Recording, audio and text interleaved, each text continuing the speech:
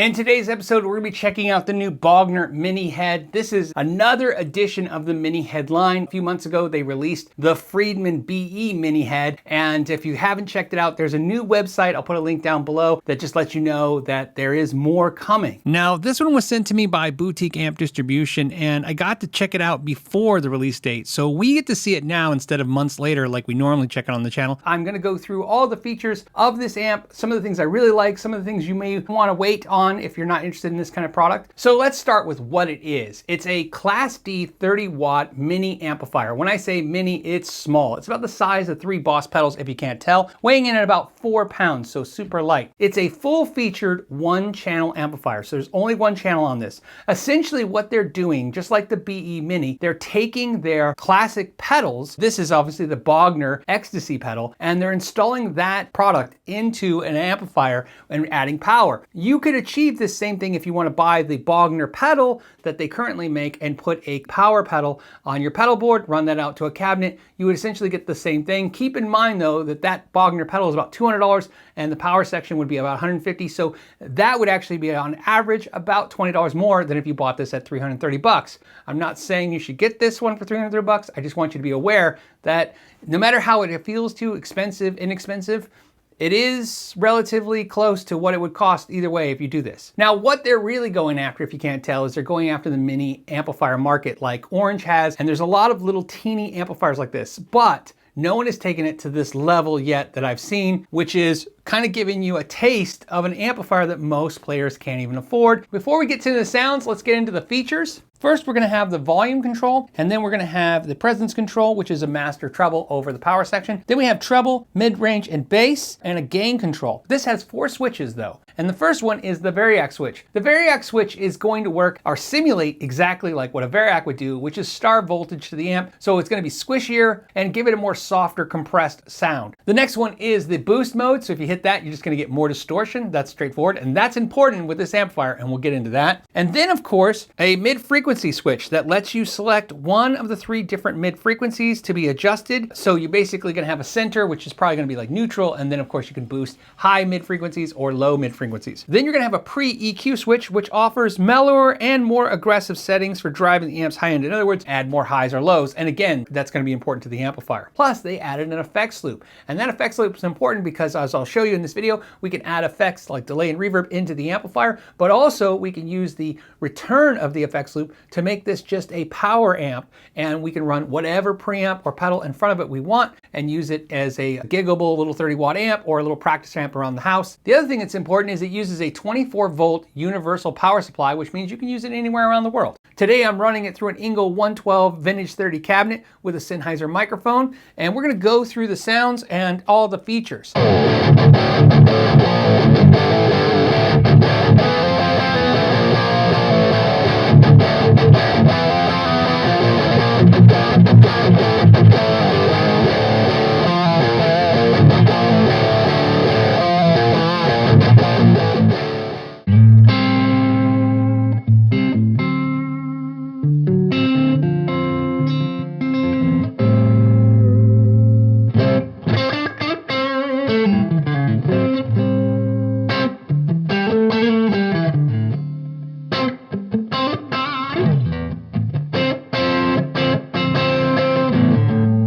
Now, can you turn it down and get quiet sounds? Absolutely, I'm going to show you that in a second. But what I want to show you is one of the things that if you get to try one of these in a store, or if you get one new, I want to show you an interesting thing that you learn about certain amps, and especially this Bogner. This gain control right here, as you turn it up,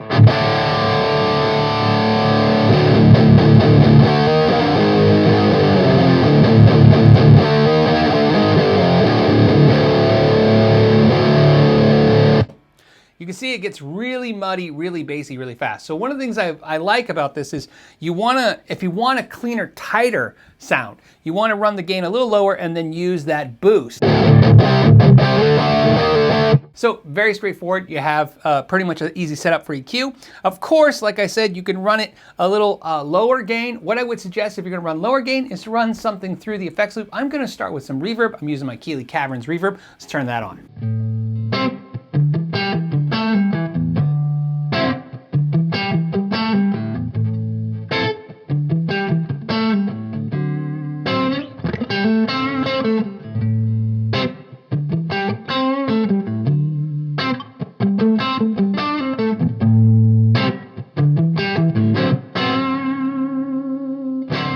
whether you want that high gain sound or this lower gain sound, you can use that variac switch right now. Instead of turning the amp down, watch what happens when I hit the switch. So I'll do it in real time.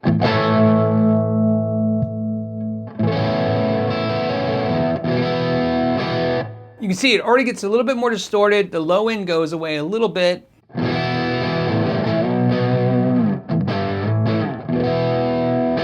And now what I want to show you is how quiet this thing gets.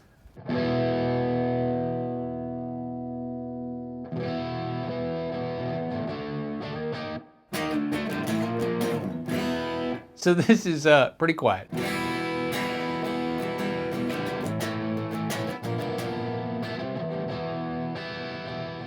So I'm sure some of you are curious, how can you clean the amp up? So let's go ahead and take that boost off. I'm gonna make sure the variac's not on. I'm gonna run the gain really, really low, and this is where it's gonna get a little brighter, so that's where these EQ switches come into to play.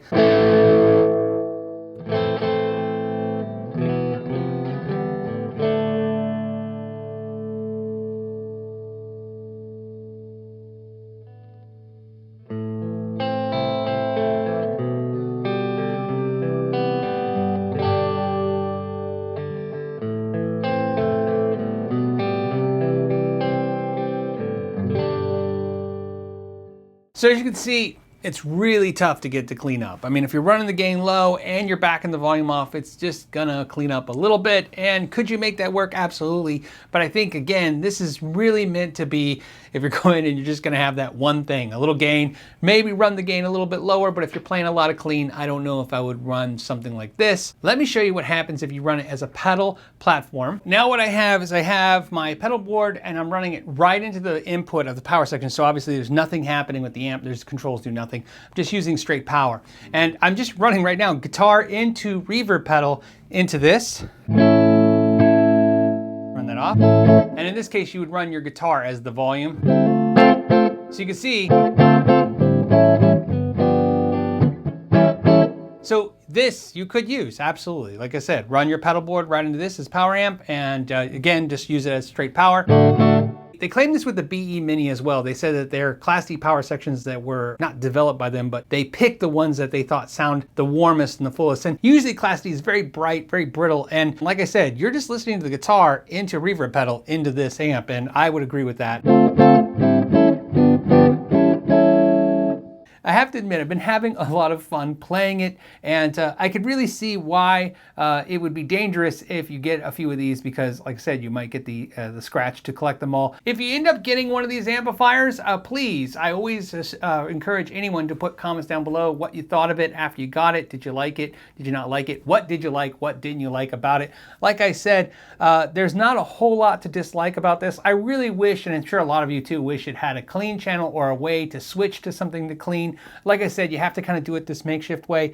That's one feature that'd be really nice. And to be honest with you, if it did that, this would be a category killer across all across the board. I don't know what I would use besides this for small portable, kind of amplifier solutions. Again, this is super freaking tiny. This actually will fit in some of your larger pouches in the front of gig bags. I know one of the questions a lot of you will have is, what cabinets can you run this through? Well, I put it on top of a 412 because I wanted you to see it. However, I'm running a 112. You could run the 412. You could run a 212. You could run a 112, a 110, a 18. It doesn't matter. This thing won't matter. In fact, the bigger the cabinet, the better it's probably going to sound, the fuller it will sound. Now, as always, I want to thank you guys so much for making it to the end of the video. Like I said, that supports the channel more than anything else. Until the next time, know your gear.